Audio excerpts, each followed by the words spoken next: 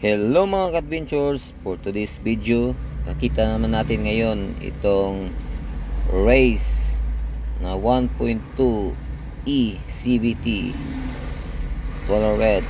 Ito yung ano niya mga adventure, sa front set, yung dito yung aircon, yung monitor niya, power steering, automatic shifting, and lagayan ng mga resibo dito, and yung honus nya sa harap, yung lagayan ng cup or bottle ng water, then seat leader,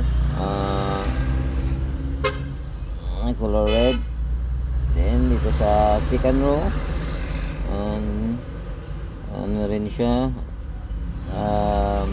leather rin lahat. At dito sa likod nya, yan, headboard. And then yan, napakaganda mga ka-adventure. Push button rin yung ano nya, power window. And then sa likod nya, ito yung waist.